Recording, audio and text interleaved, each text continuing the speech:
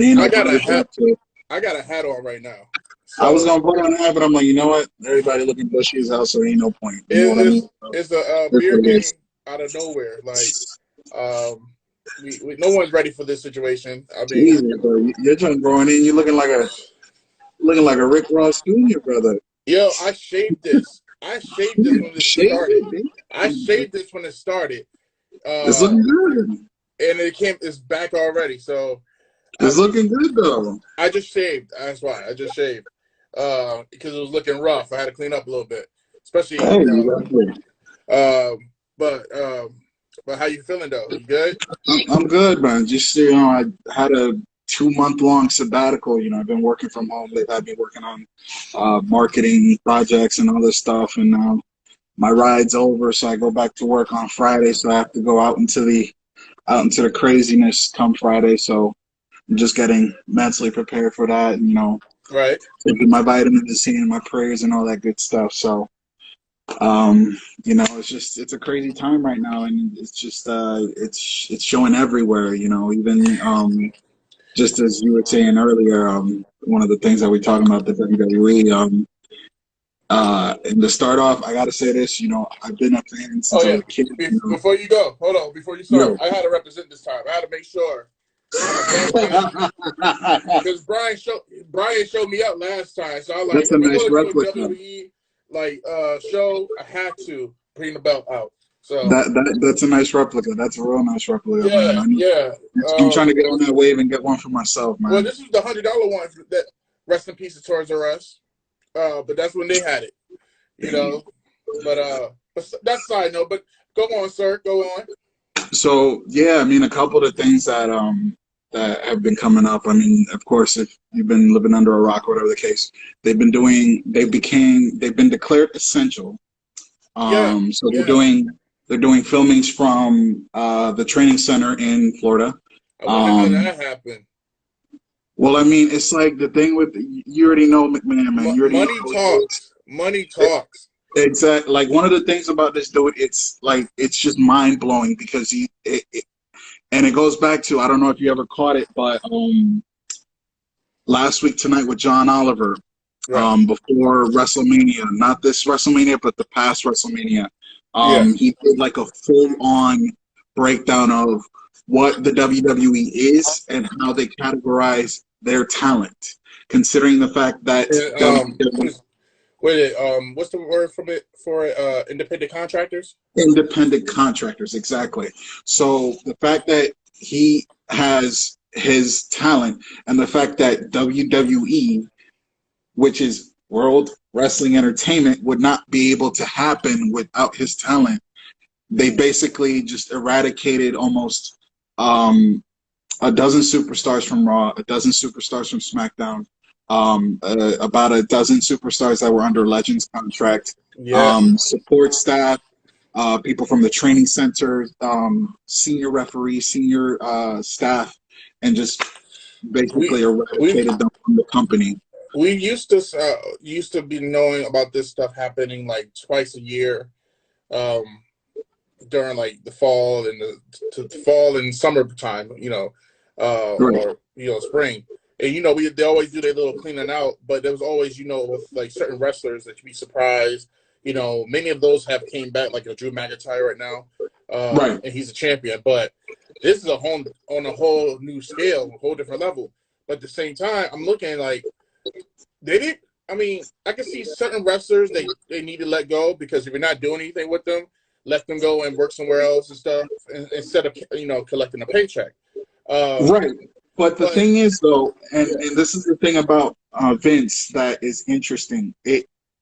He's the type of person that when it varies for him, he'll let talent go. However, hmm there are points where in their contracts, and this is the thing, when the wrestling industry was splintered off into so many different leagues and organizations and companies doing it.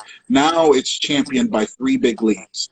Well, TNA not as much, but you have TNA, AEW, who's becoming the second front runner to the wrestling industry. I believe it's basically is the front runner now because I mean, even though they're fairly new, they just got ahead of It, Impact. Definitely there's the second place, but I wouldn't say, like, the thing is WWE's been around so long that they get very inventive with certain aspects when things kind of get a little haywire. Like, for example, he's like, Vince was like, "Oh, I'm gonna have WrestleMania happen regardless whether there's an audience there or not," Yeah. and it went off for him pretty well. Like, you can, I mean, he didn't have that aspect of all the audience there, you know, because usually you have an 80,000, 70,000 person crowd, which kind of, because the fact being, going back, and this, I think this is a great focal point to use it because John Oliver's information was very accurate. It's literally one of the top biggest names in the world, and it's bigger than the World Series, and that says a lot. You know what I mean? So, yeah. the fact being is that he decided to eradicate this huge plethora of people, and that's not even after the fact that the XFL is done. Yeah, the XFL is done. So I feel bad for all those, you know, people that was involved, because it's like, I had a feeling that it wasn't going to be what they wanted. You know, like, it didn't work the first time, and they had the reasons. They even had the 30 for 30 for it, but you know, it was just the wrong timing, just the worst timing for it. But I don't believe that you should have just exited the whole thing out. I mean, the XFL had the potential to be a interesting, I guess you could say, contrary component to the NFL in the fall winter month. Excuse me. But the thing is, though, it's just the problem, and this is where you can think back to certain superstars in the past that have voiced their opinions about WWE. For example, one of the biggest names that comes to mind automatically is CM Punk. He voiced his opinions upon leaving the company, and he did an interview, and I listened to the entire 3-part series because it literally covers every single issue that WWE has right now. The product has improved from the time of his departure to now. It has improved, but there's so much. Sorry about that. There's so much more that can be done in a better aspect. Right. So that being said, all those superstars that were just eliminated, and even one that was, her contract was terminated, and she suffered an injury on live TV at the hands of Shayna Baszler. Sarah Logan, but that was kayfabe though. It was fabricated. Yeah. Well, apparently she actually did suffer an injury, and that was leading up to her termination. And you have so many athletes. But you know what? And I heard that she might be coming back. Well, I mean, it would make sense to bring her back, especially considering the fact that leading up to them getting rid of her, she kind of suffered an injury on live TV. She's on the job. That you could she get was fired. exactly. She was on the job. Exactly. Yeah. So I think that's one of the reasons why they kind of have to bring her back. And they just mentioned her name on Raw. For Ruby Riot interviews, they mentioned her name in the whole Riot Squad. And they wouldn't even need to do that if they didn't know something, or they had to figure out something to bring Sarah Logan back in, because they mentioned her, and they could have just disregarded it. Like when they did when Dean Ambrose left, and they mentioned the Shield, they just don't mention Dean Ambrose's name. They just mention the Shield, and that's it when they did the interviews. But they don't do it. But I feel like that's what you're saying. And it's just like, the thing is, Dean Ambrose was one of those. Well, John Moxley now, but John Moxley, ass kicker, great guy, really great athlete. The thing about him was he's extremely intelligent, and the reason why I say that is because leading up to his departure, he already made it abundantly clear he didn't see himself moving further in WWE. And just being said, as soon as he departed from WWE, not too much later, we see him in AEW as John Moxley. But he was able to take that persona of Dean Ambrose with him Yeah. to AEW, he would have a huge forefront because he's at a standpoint where he's already a former Intercontinental Champion, a former United States Champion, He's a Grand Slam. as well as a World every one of the Shield members are Grand Slammers. You know, they've got every belt. Exactly. So he could have literally started off on a huge standpoint, just as, for example, Chris Jericho, formerly Le Champion. Yes. He walked into AEW as an icon because it's Chris Jericho. Like, who's not gonna know who Chris Jericho is? But it just getting back to the aspect of like so many of these superstars in my opinion, I feel like they're going to end up making their way to AEW. Not all of them, though. Not everyone could go because, you know, you got the NWA, you have Impact. So you do have those two. So, I mean, I could definitely see, because I know by listening to podcasts over the years and different shows, and I just love wrestling stories, and I'm just a junkie for all that. But I do know, like, people like a guy like a Rusev. He's heading to AEW, Zack Ryder, because Zack Ryder and Cody Rhodes are good friends. Just like Sean Spears, formerly the 10, you know, whole thing. When he was in WWE, him and Cody Rhodes are good friends. That's why it was easier for him to go over. And I believe that they can utilize those wrestlers to their full potential that they would not get to show on WWE because there's so many people and they never get that shine. Like a guy like Zack Ryder, though, I mean, Zack Ryder should have been more protected in a way, because if it wasn't for Zack Ryder, none of the internet stuff that wrestlers are doing now, that the WWE is doing, like with Twitter and everything, would have never happened if it wasn't for Zack Ryder. He was the first. Yeah, definitely. I think he kind of set the stage for Xavier Woods to kind of do that. That aspect, because it's just like Z True Hollywood Story was dope, you know, and I was one of the fans. I had the hoodie. I even had the Zack Ryder versus Dolph Ziggler sticker for WrestleMania. Like I partook on that because I'm like, I'm repping that. You know, I want to see that. You know, I was a big fan, and then I hated what they did because they don't want people to get over on their own. But yet, you want people to go for the brass ring, but it's only when you say it. So I feel like with a guy like Zack Ryder, he could get over easily by being himself and doing what he loves on an AEW format.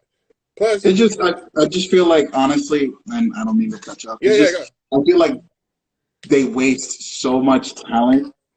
For example, now, like I feel like one of the superstars that I feel they set up to fail, in my opinion, and hoping that it doesn't come to that, is Ricochet. Like they set him up so high to get to the aspect of a world title match against Brock Lesnar, and they left him flat.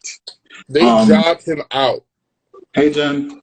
And it's just like it's just literally in the aspect of one person handling everything. Yeah. It gets messy because it's like one of the things that I didn't understand, and, you know, like Big Show's an individual. He's technically at the point where he's at a part-time basis. He's basically under a Legends contract, and then out of nowhere, the next night after WrestleMania, he just comes up out of the blue and says he wants the WWE title match. It's like, what? Where have you been in the last over 6 months? That like they just, it's just really getting to a point. This is one of the reasons why I get so disappointed. And I can literally give you the exact time frame on when I kind of fell off because it was getting so recycly. And so was SummerSlam, I believe 2 years ago, Charlotte Flair versus Trish Stratus, and literally I guess the match card to a T of the entire SummerSlam event. And I even have the screenshots where I literally comment on WWE's Instagram. And that, for me, was just the point where it's like, you know what? I gotta call it. I really just gotta call it because now we're getting to the point where we're recycling too much of the past, trying to kind of modify it into the present, Yeah. and just like it's to that point where it's just like, you know what? Why am I still watching this? You're getting to that point where like now you're just trying to What up, Terry? Lady Green Ranger, what's up? doing the same story, but for the young up and comers, and then you got all the people that have been fans since like the '90s. Yeah. The the Ultimate Warrior, Hulk Hogan, The Rock, the Stone Cold Steve Austin, Shawn Michaels, all these individuals. Now you're trying to recycle them into these new talents, and it's just like, what are you doing? And then like you get so top heavy with all the talent. Like for example, Maverick was so disheartened in his post online. It's just like extremely sad because he has extreme potential as a cruiserweight competitor. Yeah. And and that's the thing. If like some of these contracts, if you actually look at some of these contracts, it's crazy how if you're not on air for up to 4 weeks, they can just cut you like a bad habit. Or even if it even just goes back to Sarah Logan's situation where if you're injured and you're out for X amount of time, they can still terminate your contract. And she got injured on the job in the middle of a recording. So that just in and of itself is the biggest issue, one of the biggest issues, because now you have over, what, 3 dozen people that were working for you out of work, out of nowhere. A lot of people. And the fact that the unemployment situation and the unemployment is literally extremely overwhelmed. It's a situation but where, you know what is I was looking at something and it made me realize. Remember, like they really didn't have to let people go. no, I mean, I can see if you want to take some certain people out, like because you just wasted space. You're like, you're not really doing so well. You're not progressing. Yada yada. I can see that stuff, the usual, but to go out the way you did, because I'm still hurt that you got a guy like a Rusev. You release him, but then again, I don't know if it was Rocky anyway. But when you take a man like my boy Leo Rush, Leo Rush was interesting to say the least, man. Right. He's a piece of work, man. I think I liked his work with being, I guess you could say, Bobby Lashley's hype man was interesting. I liked it, but then he came back, and I mean, I don't, whatever he say, she say stuff about his absence for a minute. He came back. You could tell he's a lot wiser. He was smarter, and he was just like ready to go. And he was doing such a great job. Became the cruiserweight champion. Like he was killing it. And then let him go. I'm like, what happened? EC3. EC3 was never was given a real shot. EC3 roster for no reason. EC3 and this is where a lot of the and this is where I really did not like.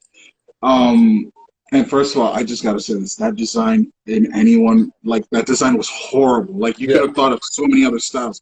That 24/7 championship crap was the worst concept that you could even consider to incorporate into The Hardcore Championship was one thing because it was an interesting aspect of a hardcore match at any point in time. Mm-hmm. As long as you got it right. It was an interesting concept because you had some of the most extreme matches happen on a whim. Whoever decided to step up and do it, go for it. But it was just okay. Well, we're gonna throw a title out there and everyone just scramble for it. Like but I mean, don't get me wrong. I thought the belt was ugly at first. It grew on me because it grew. Green is my favorite color. So you had me when you got green, but at the same time, I mean, it wasn't the belt. It was people holding the belt, like a Maverick, but it was weird, but it was funny. But at the same time, you have the two people that made it the best is obviously R-Truth and Maverick. Like they did so much, like the creativity to it Wait, made the belt more but this dude's the visible thing and with more our important Chico is than what it actually is. dudes held more singles championships than half of the Hall of Famers combined Exactly. already. But at the same time, he made you want to like this belt like out of nowhere. Like I almost wanted to buy like the toy belt at Walmart one time because I just like the idea of R-Truth with holding the belt and just all the shenanigans that they did. It made that belt, it made the belt be what it is. But It was just like some of the situations were so weird though. But they were funny. But it took me back to the to the hardcore championship when you had Crash Harley doing it. Like Hardcore Harley? No, Crash Harley, yeah. Oh, Crash Harley, yeah. Like I still remember him in the ball pit, like at a McDonald's or whatever, and they're going for the belt there. And he's running through the tubes and everything. Right. It was that creative, and that's what they brought back. But it was just something that I liked. A belt that they never really did what they should have was the Internet Championship with that Zack Ryder did. I don't know why they never made it an actual official belt because I mean it's the same thing as $1 million championship though. It's like that's true, but to harken back what I was saying before when I got off track a little bit. Right. That it's just like there's so much to talk about. Yes, it is. The Saudi Arabia money, all the Saudi money that we got. They got, they made enough money on one show, doing one show that year, that they could make to feed everybody on the plate, that didn't have to get fired. Of course. Had to get fired. They would have been fine. Just if you take that money alone. But then on top of that, now you have them firing everybody. And it's somehow, coincidentally, you have Vince McMahon getting a big paycheck after that. He got he got a whole lot more richer after that happened. It's just like the thing with Vince is he's too, and this is what, whether it was scripted or not, and I'm going to keep go back and using him because literally he's one of the next to, besides Bret Hart and literally Jesse Ventura, he's literally been one of the most outspoken individuals when it comes to the WWE and its product right now. Who is that? Who we talking about? Punk.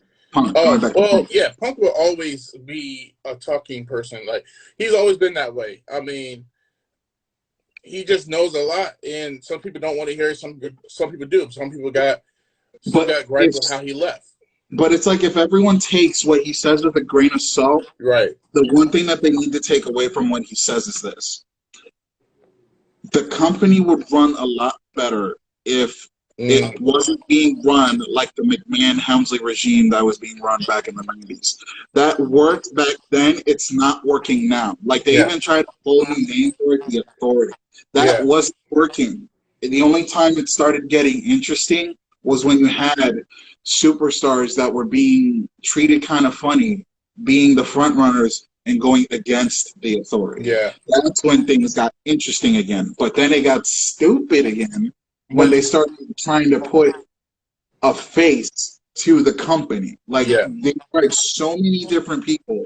They tried to put Seth Rollins as the face of the company, then Randy Orton the face of the company, and then just trying to drudge up old rivalries. Like, for example, the Randy Orton and John Cena rivalry. Like, it's just, they're running out of ideas. And it's to the point where, like, even Cena walked away from WWE. He's a part-timer now. Like, we're just at that point, let's just face facts. Yeah. It's clear that he doesn't want to do WWE full-time.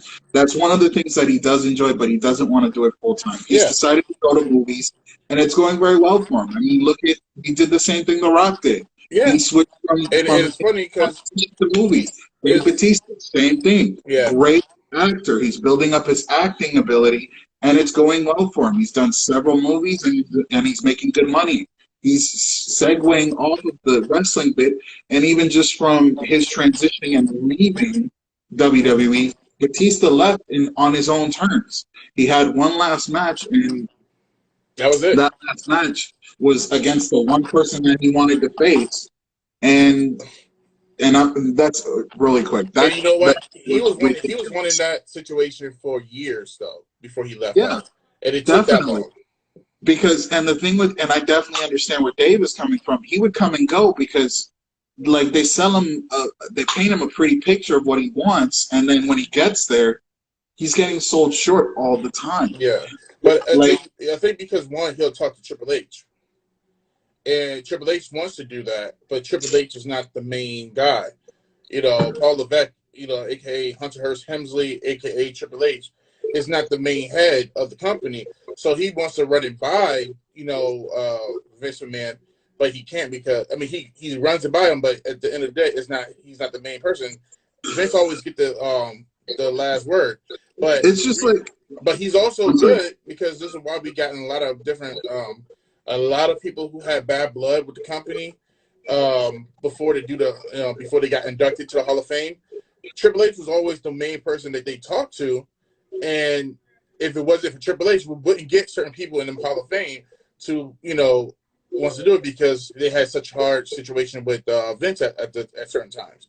But you see the way he treats his wrestlers on NXT and how he protects them and makes sure that they are fully ready. And when they're not fully ready, it's not his choice of, oh, we're gonna place them up to the main roster right away. He's like, wait, we can't. Not yet. They're not but ready. that's the thing though. On the flip side though, when they start taking talent from the NXT roster and just and that's one of the issues. They just start taking. It's to that point where like they don't know what they want to do. They don't know what they want to do, and they just start taking guys from the backup roster, from the training roster, and just putting them onto the main roster. You saw what they did. What was it? It was just last year. Out of nowhere, we got Ricochet, we got Tommaso Ciampa, we got EC3, we got I can't even think his name, the one that's always fighting Tommaso Ciampa. I can't. The rivalry is always back and forth. Yeah, I mean, I just can't remember Wrestling, Mr. Pro Wrestling. That's all I can think of his name. Somebody might say it down below. They did that, and they brought up Aleister. I think it was Aleister Black. Aleister Black he's still right now. He's literally one of the front runners on the main roster. He's literally the only person that stayed up on the main roster was Aleister Black, Ricochet, and EC3 when they tried. Oh, I want something different, and they got a last minute call to come get brought up to the main roster. And the funny thing is, the only way, and it's just like the other thing is, you have superstars from the main roster jumping back to the training roster because they're not getting what they want from the main roster. You had Finn Balor jump back to the training roster. He's like, yo, like what? Y'all don't know what you want me to do. Like I went for the singles championship. That got taken away from me. I'm trying to go for the world title. That's getting taken away from me. So what else are you going to do? I'm going to go back to the schedule is lighter. And that's the other thing. And the other thing is, like, they don't have an off season. They don't have downtime. And that was one of the reasons why WrestleMania was so up in the air, because you had so many of the superstars, especially main talent, that are on the card. They're like, dude, do you realize what is going on out there right now? People are dropping like flies right now. And you want us to make our way to Florida just because they are essential. They are essential. Exactly. These guys Before are essential. They weren't essential. That's the thing. It's like these guys are there right up. Pro wrestling is right up there with nurses, transportation, police officers. You know, the SIR clerks. We need this. Don't you understand? We need pro wrestling. But the thing is, though, they canceled the NBA, they canceled MLB, they canceled UFC, they canceled everything. Because they're not real. Wrestling is more real. That's real life. That's because they're essential. They are essential. They work all year round. You know, everybody gets a season. Wrestling is all year round. There's no stopping. You know what? In a kind of way, I'm joking, but then again, now I'm starting to think maybe they are really essential because they don't take no times off. You know, They don't have an off season. They really don't. Once WrestleMania comes around, I love pro wrestling to the day I die. You know, it's like they have their calendar literally goes from, well, It goes from literally, like, let's say, for example, I want to say, well, these years, they Yeah, start from Money in the Bank, and their last day of their year, for technically, is WrestleMania. Once WrestleMania comes around, it's the back year all starts over. all over again for them. The thing They is won't too have with any them time off. with them is like I worry because I don't want any of those men and women to get sick while they're entertaining the masses. I hate for Right. anybody to get sick. That's why I was scared when I heard that the Miz was out because he might be sick, but he's back. Can you give me 1 second? I'm Yeah. sorry, Mike. So yeah. So what I was saying, guys. Okay. So I was worried because with the Miz being out, Kept you never playing know hide if and he seek in the had. garage. I get it. You never know with the Miz being out if he was sick, regular sick, or he had the virus. Well, But that just was the like this, thing. One of the things for him also is the fact that he has, and this is where a lot of the superstars were getting worried because a lot of these superstars have children at home. exactly. And they're like, well, dude, like, I'm not going to travel. If we're advised not to travel, I'm not going to travel, especially considering I have kids at home that I could bring I this mean, back to. shoot, the Miz got kids too, and like a lot of Well, them have parents. his daughter's relatively young right now. Yes. She's under, what, 5 years old? No, he has a 5-year-old, but they just had another baby. The daughter that he has with Maurice. Yeah, he has a 5-year-old, and I believe she's only 4, maybe 3. I think she's probably like 3 because she's still small. And then they have the newborn she was just born like I think it's a boy, not too long ago. So that's a big deal, a really big deal. But let me just go off the list. Let's see how this look. Drake Maverick, Carl Anderson, Luke Gallows. Those 2 guys, I already saw the writing on the wall a long time ago. That was going to happen a long time ago. Either this happens or not. That was going to happen. They never built them up the way that they should have before they got there, and then they always just put them with either Finn or AJ every time. They kept recycling them into the 3-way into the cabinet team, and it was just like, okay. I still would have loved to see at least all 4 do the club one time. And I would just to get that moment one time. Lee, let's just get this out of the way. The club was entertaining. I will say this, but leave it alone. It's a legacy. It's one of those things. If someone goes and says, "Hey yo," everyone knows what you're talking about. Leave it alone. Stop trying to recycle it. Just leave it. You know what I mean? I get it. Because guaranteed, like, it's the same thing. If they try to literally 10, 20 years from now, if they try to remake DX, everyone's going to be like, dude, what are you doing? Exactly. Don't even try it. Leave it alone. Let it rest in history. Leave it be. Yep. But, right. Yeah, let's continue with the list. I just had it. Hold on. Okay. EC3, we talked about that already. Just a sad casualty of Vince McMahon, not know what the F he's doing. He's a good talent. I mean, he just sucks. Curt Hawkins, I was surprised because he could be a good. He's a good trainer as well. He's a good hand to have. Eric Young, I felt horrible about Eric Young since he got put up with Sanity in the main roster. They should have treated Sanity a certain way, and they should have gave Eric Young a much better situation because he got to the main roster and just floundered. Like, they just did not care. He was just wasted. You have a bunch of superstars that have done that in the last decade with WWE. I mean, you have Karma, who went to TNA. Karma was from TNA, then she got to the main roster to other WWE. Right, but then she ended up going back to TNA, didn't she? For a second, not even that long, but she's doing more acting, and now she's doing AEW. But yeah, it just wasn't working. You got Heath Slater. I was shocked. That one, it wasn't as shocking because to me personally, from what I saw, all it was for him was either he's causing beef with legends that are coming on for But that like was like 3 years ago now. yeah, but I mean, what? Let's just say when you think of Heath Slater in the last 6 months, what was he doing really that you could be like, okay, you know what? I think after the situation ran its course with Rhino, that was pretty much it for him. I think so. I mean, it could have happened earlier, or whatever. But I would love to see him in AEW because he has a good mind and he's been around the WWE for so long. So he could go over there easily. Kurt Angle, surprise. That one is surprising.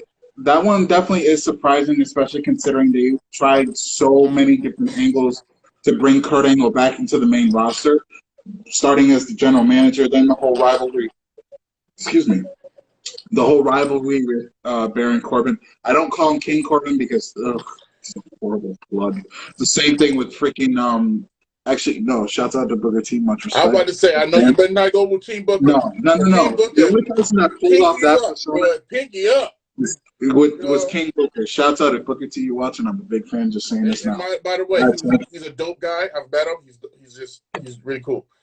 I didn't get to I got to see him briefly. I did not get to meet him. If I did, then that's bucket list scratched off right there. Right. But you have those guys literally that he started with the Hall of Fame GM persona, then the whole rivalry with Corbin, then WrestleMania with Ronda.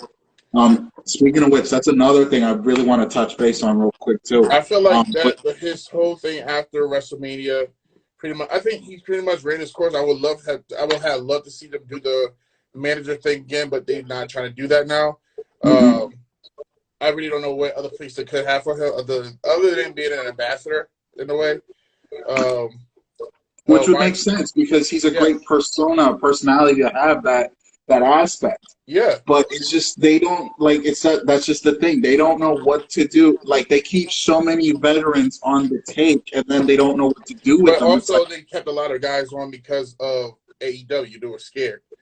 And they didn't want a lot of people on leaving. And that's what it is right there. That exactly what you just said. That's what it is right there. And I think a lot of the people that they let loose are the ones they paid to stay.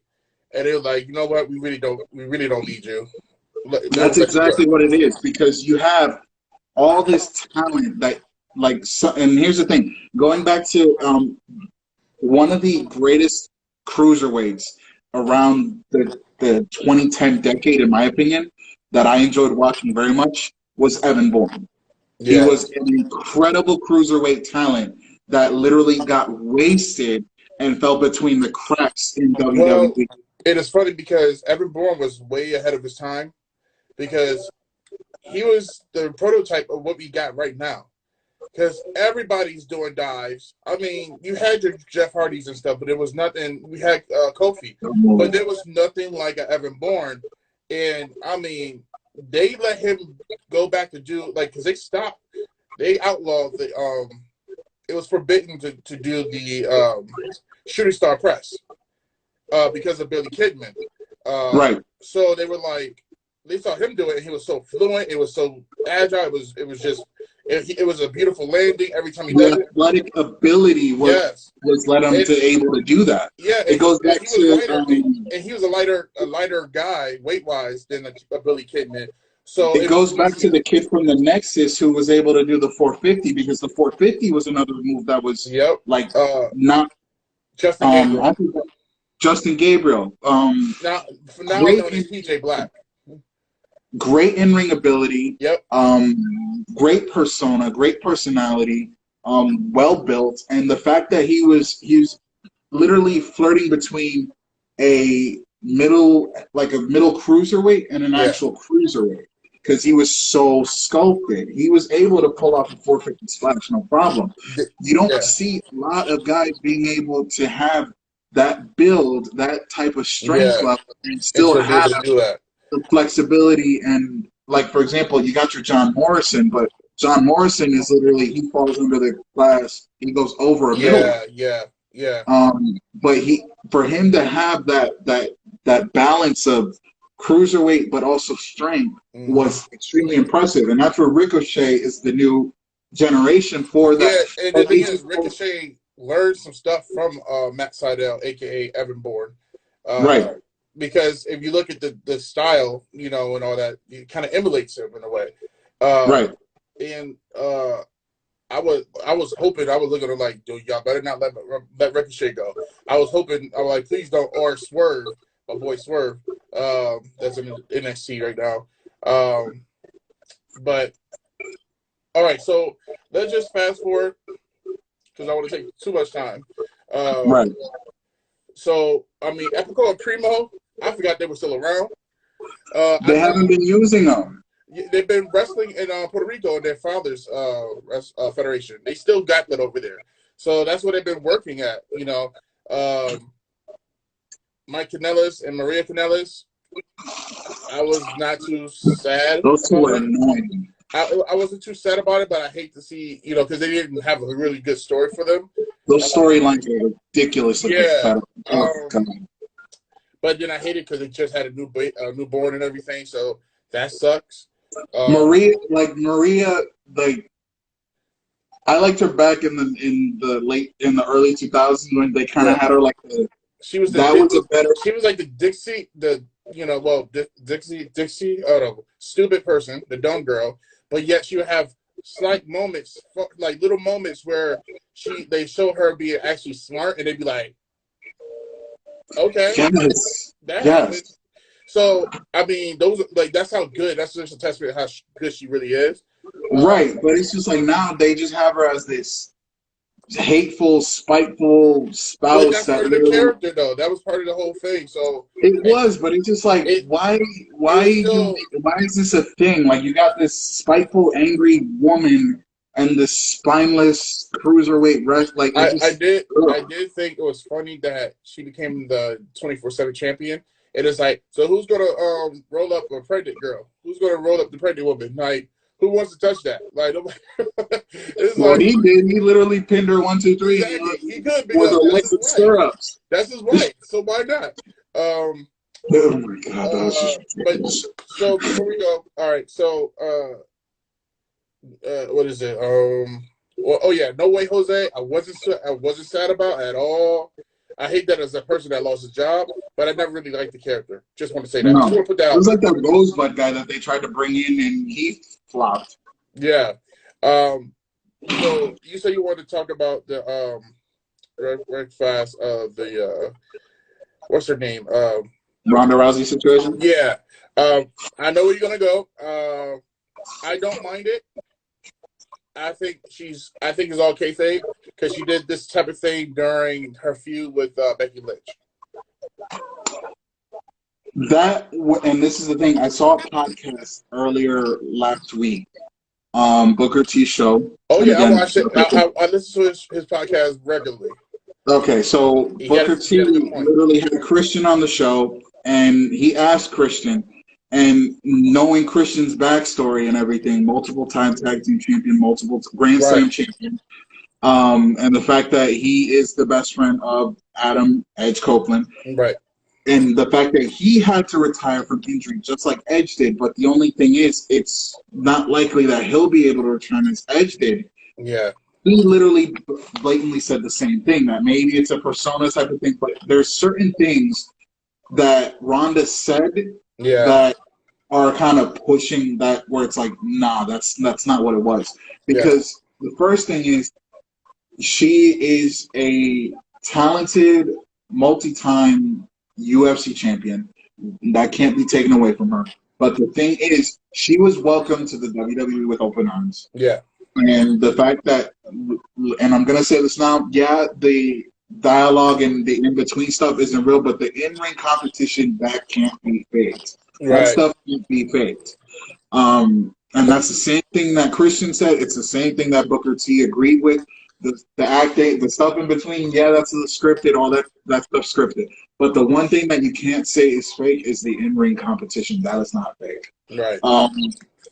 So with that being said, for her to say some of those things, it flared up a lot of animosity Oh, towards oh, towards her workers, towards those people that worked with her, towards the point leading up to her being in WrestleMania. The fact that she had the opportunity to become women's champion in WWE. The fact that she was making a paycheck from these people, and for you to just kind of just turn around and show your ass to the company because things aren't going your way right. is extremely unacceptable. Because that's where it gets to that point where you literally are blatantly burning bridges.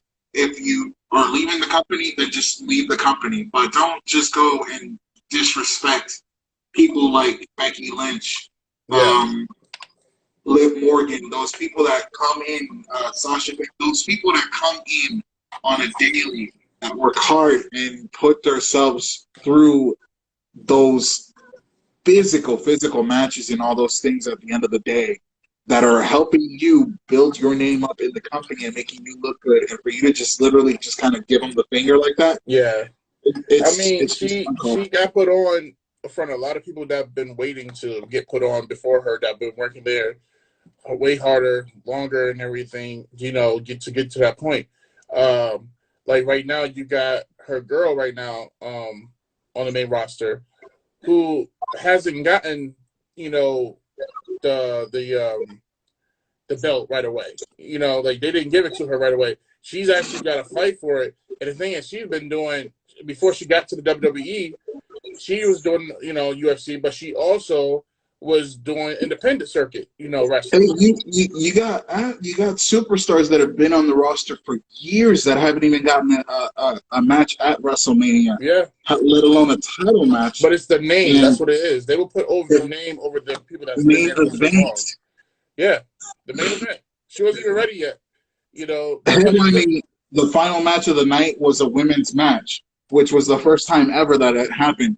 But I was kind of disappointed. It was they kind of hyped it up too much and it fell flat. I mean, that's why I did like that Becky won at the time, because this is a person that never gets the shine as the other three horsewomen, and she was always an afterthought for so long.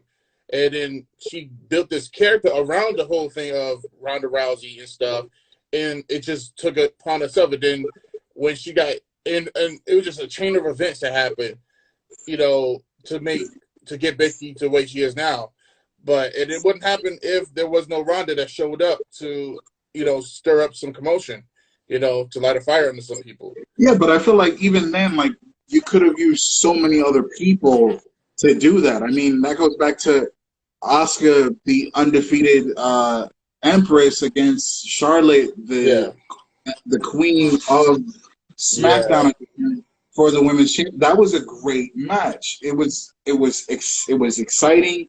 It was interesting. Mm-hmm. It was literally the unstoppable force meets the immovable object type of thing in a women's match. That's interesting. That's fine. But you literally have somebody who's completely inexperienced in the aspect of in-ring mat competition, who's coming off of physical UFC MMA fighting. She picked up some of the basics quickly, but you can tell like they were just trying to use her name to kind of build up more people from UFC to kind of come and watch WWE, just because one of their front runners came on to the company. Yeah. And that's where WWE continues to fall flat, because they try to elevate and bring people in that aren't focused on the people that are actually enjoying the product now, and focus on those people. The late 2000s into the early 2010s with the Divas movement and all the stuff, they were actually listening to the fans, and it was getting to a point where the product was becoming decent again.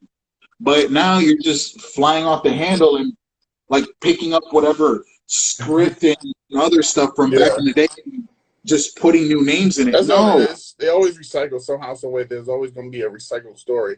But that happens a lot in like TV shows and movies. I mean, think about like I just saw hashtag Black is F, and they mentioned Joanna Man, and it was like Joanna Man is like, oh, Joanna Man is not a good movie, But if you think about it, Joanna Man is just Mrs. Doubtfire. It is Tootsie. It is what are all these other movies with guys in a skirt? Because it's always the guy has to pretend to be a girl just to get to the goal that they need to get to. And that's the Like premise. chicks. You know, that's always the premise. So, and that's what the WWE, they always going to use some type of recycle story, like somehow, some way. Like it's always in that. my opinion, like WWE, what they need to do is it gets to a point, and this is where what they really genuinely need to do is they need to get Vince McMahon off of scripts. They just need to get the man away from the scripts. Do whatever else, but get him away from the scripts.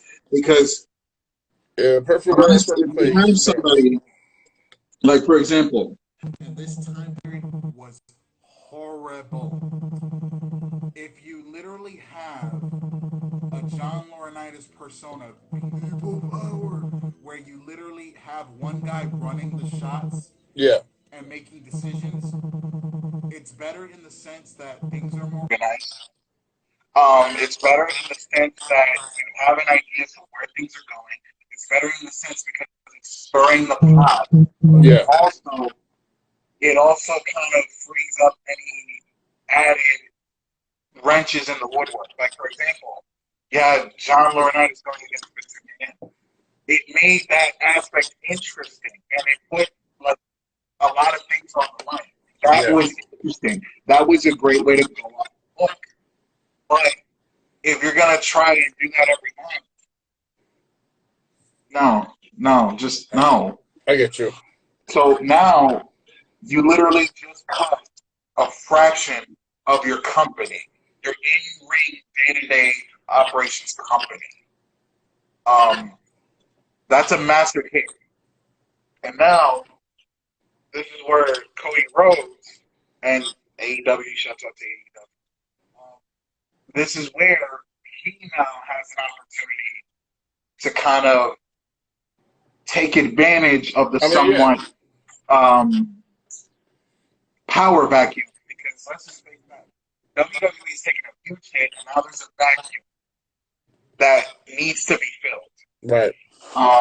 And I think AEW is literally that front runner to be able to do that. Especially if they begin to acquire a lot of the talent that has been let go. I guess we're seeing, because right now you have so many superstars that are transitioning that way. Rusev's making his way over there. Matt Hardy looks like he's making his way over there. Matt Hardy's already there. What did you say? I'm listening. Matt Hardy's already in AEW. Yeah, definitely. He's back over there now. For some reason now I can't hear you. But let's just save this for another time because I know this thing is going to run out after like a few more minutes. But I appreciate you coming through to the power chat. I didn't get to make that intro because my phone fell. So so thank you for coming through to the power chat. I will post this later on YouTube. But if you want to let people where they can find you and your info, all that good stuff. Well, I mean, I don't really do too much of the WWE stuff, but you can check out my Instagram at Chico SSX1. Part of the clothing brand called Society 21, Connecticut based. Right. You can check us out at Society 21 Clothing or SXX1 Mag. And check us out there. Yeah, we're going to have to talk about that in another video too. About the clothing. For sure. Definitely. I mean, we can definitely do that. We got plenty of time. It's like, we ain't going nowhere. We're going to be here for a while. You're right. You're right. But thanks again, bro, for coming through. I'll talk to you in a few then, too. Because, I mean, even after this, we're going to talk anyway. So, Gotcha. All right, y'all. I'll talk to you later. This boy Awkward. And I'm out. Peace.